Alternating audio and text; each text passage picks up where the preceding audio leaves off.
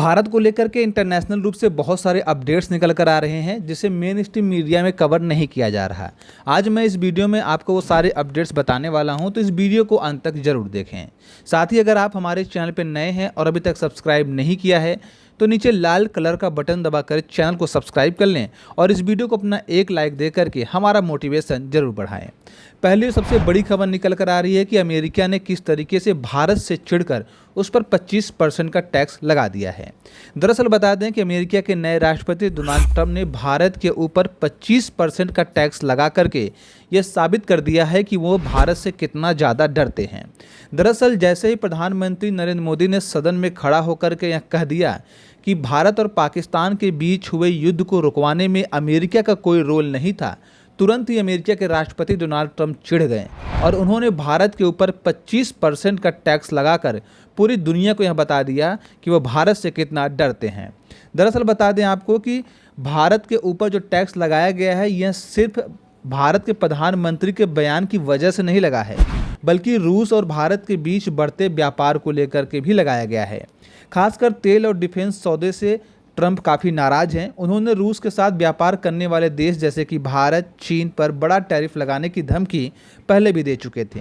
यह टैरिफ भारत के pharmaceutical, textile, IT जैसे निर्यात को प्रभावित कर सकता है। भारत को 25% का अतिरिक्त टैक्स देना पड़ेगा। बता दें कि डोनाल्ड ट्रंप ने पहले ही कहा था कि या तो आप रूस से अपना संबंध तोड़ लो या फिर आप अमेरिका के साथ अपना व्यापार सबसे ज़्यादा बढ़ा लो, तभी आपको टैक्स से छूट मिलेगा। लेकिन भारत अपनी चीज़ों को देखते हुए चल रहा था और अपने फ़ायदे को समझते हुए वह आगे बढ़ रहा था, जिसकी वजह से डोनाल्ड ट्रंप काफ़ी गुस्सा तो थे, लेकिन बार बार ये टैक्स की बातें बढ़ा रहे थे कि हाँ हम जुलाई में देखेंगे, फिर बोलें कि हम अभी आगे जा कर के अगस्त में देखेंगे, हाँ फिर बोले कि सितंबर में देखेंगे। लेकिन जैसे प्रधानमंत्री मोदी ने रुख साफ कर दिया कि डोनाल्ड ट्रंप का पाकिस्तान और भारत के युद्ध को रुकवाने में कोई रोल नहीं था, वैसे ही डोनाल्ड ट्रंप काफ़ी गुस्सा हो गए, क्योंकि पूरी दुनिया में घूम घूम कर उन्होंने डंका पीट दिया था कि उन्होंने भारत और पाकिस्तान के बीच हो रहे न्यूक्लियर हथियारों की होड़ से बचा लिया, जिसके कारण उन्हें अब शांति नोबेल पुरस्कार की चाह थी। लेकिन भारत ने एक ही झटके में उनके सारे दावों को खारिज करते हुए यह बता दिया कि भारत किसी भी देश के दबाव में न था, न है और न रहेगा। अगली सबसे बड़ी अपडेट निकल कर आ रही पाकिस्तान को लेकर के। भारत ने जिस तरीके से ऑपरेशन सिंदूर के दौरान पाकिस्तान के इन्वॉल्वमेंट को सच सबूत पूरी दुनिया के सामने रखा था, उसे देख करके अमेरिका न चाहते हुए भी टीआरएफ को बैन कर चुका था। लेकिन अब बारी थी यूनाइटेड नेशन में इसे बैन कराने की।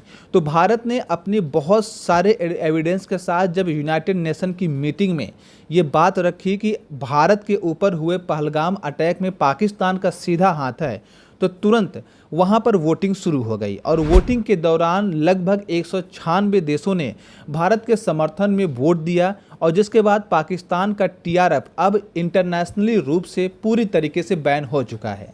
मतलब कि अब यूनाइटेड नेशन ने इसे बैन कर दिया है और इसे एक आतंकवादी ग्रुप मान लिया है।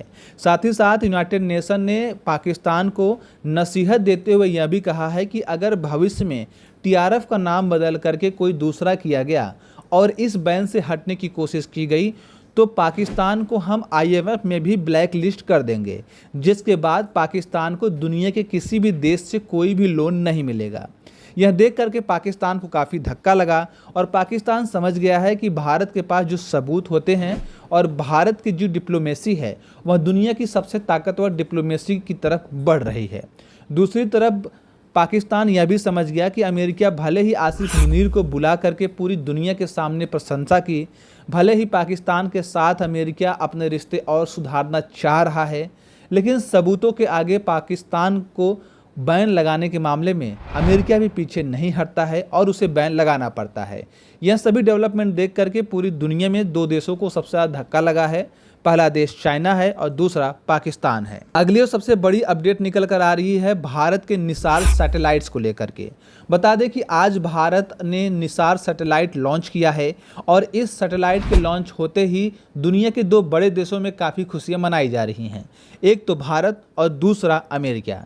बता दें कि निसार सैटेलाइट अमेरिका के नासा और भारत के इसरो के द्वारा मिलकर बनाया गया था और इसे लॉन्च करना जो था वो भारत के जिम्मे था। तो भारत के इसरो ने इसे श्रीहरिकोटा से लॉन्च किया है और लॉन्च करने के बाद यह सफलतापूर्वक लॉन्च हो गया है। हालांकि इसे अभी अपने कक्षा में पहुंचने में काफ़ी दिन का समय लगेगा, लेकिन अभी फिलहाल यह सफलतापूर्वक लॉन्च होने के बाद यह दुनिया का सबसे खतरनाक सैटेलाइट बनकर उभरेगा। दरअसल बता दें कि निसार सैटेलाइट को इस तरीके से डिज़ाइन किया गया है जो आगामी बहुत सारे सुनामी, भूकंप और तूफान, चक्रवात को यह पहले ही डिटेक्ट कर लेगा। साथ ही साथ भारत के आसपास के इलाकों में यह बहुत अच्छे से खुफिया जानकारी इकट्ठा कर पाएगा। निसार सैटेलाइट के अंदर इतनी ताकत है कि वह ज़मीन पर रेंगता हुआ 1 इंच का कीड़ा अगर हो तो उसकी भी बहुत अच्छे से फोटोग्राफी और वीडियोग्राफी कर सकता है। इससे आप समझ सकते हैं कि पीओके और एलओसी वाले इलाके में भारत को बहुत ज़्यादा इससे फ़ायदा मिलने वाला है। दूसरी तरफ निसार दुनिया का पहला सैटेलाइट है जिसमें 2 बैंड एस और एल बैंड लगाए गए हैं, जिसके कारण यह पृथ्वी पर मौजूद 1-1 इंच की चीज़ों को अच्छे से हाई रेजोल्यूशन में फ़ोटो खींचने में सक्षम बनाता है। हालांकि निसार सैटेलाइट को लेकर के चाइना ने बहुत पहले ही भारत से आपत्ति जताई थी। चाइना का मानना ये था कि निसार सैटेलाइट के माध्यम से भारत चाइना के अंदर 1-1 इंच की जानकारी इकट्ठा करना चाहता है। हालांकि भारत ने इस बात का खंडन किया और यह सैटेलाइट आज सफलतापूर्वक लॉन्च कर दिया गया है। अगली और सबसे बड़ी अपडेट निकल कर आ रही है भारत और रसिया के बीच लेकर के। बता दें कि भारत और रसिया के बीच जो SU-57 और S-500 की डील है उस पर फिर से आज भारत सरकार एक कदम आगे बढ़ चुका है। एक रिपोर्ट के मुताबिक पता चला है कि रसिया के राष्ट्रपति व्लादिमीर पुतिन जो भारत आ रहे हैं उसे मद्देनज़र रखते हुए भारत S-500 और SU-57 की डील को बहुत जल्द पूरा करना चाहता है। इस मामले में भारत के पास जो भी फॉर्मेलिटीज़ थी उसे पूरा कर लिया गया था और उन सारे फॉर्मेलिटीज़ को एक फ़ाइल के अंदर बनाकर रख दिया गया है। आज जो सबसे बड़ी अपडेट निकल कर आ रही वो ये है कि इन दोनों फाइल को रक्षा मंत्रालय की मुहर लग चुकी है और रक्षा मंत्रालय से यह फाइल आगे बढ़ चुकी है। अब यह फाइल पीएमओ के टेबल पर पड़ी हुई है और पीएमओ के टेबल से यह सीधा रसिया के राष्ट्रपति व्लादिमीर पुतिन के सामने रखा जाएगा। जब यह रखा जाएगा तो इसके बारे में जो भी अपडेट्स आएगा हम आपको ज़रूर बताएंगे।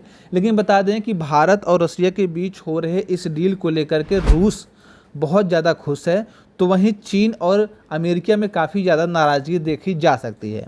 अमेरिका ने ऐसे ही भारत के ऊपर 25% का टैक्स नहीं लगाया है, बल्कि यह देखते हुए लगाया है कि किस तरीके से भारत दिन ब दिन रसिया के नज़दीक आता जा रहा है। और भारत आए भी क्यों ना, क्योंकि पाकिस्तान कभी भी अपने फ़ायदे के लिए अमेरिका के पास जब जाता है तो अमेरिका उसकी सहायता कर देता है। वहीं दूसरी तरफ जब रसिया के पास दुनिया का कोई भी देश जाता है और ख़ास करके जब वो भारत के खिलाफ हो तो रसियन अपने ट्रस्ट के लिए काफ़ी जाने जाते हैं। रसियन कभी भी भारत के खिलाफ आज तक कोई भी सिंगल कदम नहीं उठाए हैं। इसलिए भारत न सिर्फ रूस के ऊपर भरोसा कर पाता है बल्कि रूस से बहुत बड़े बड़े डील भी कर पाता है।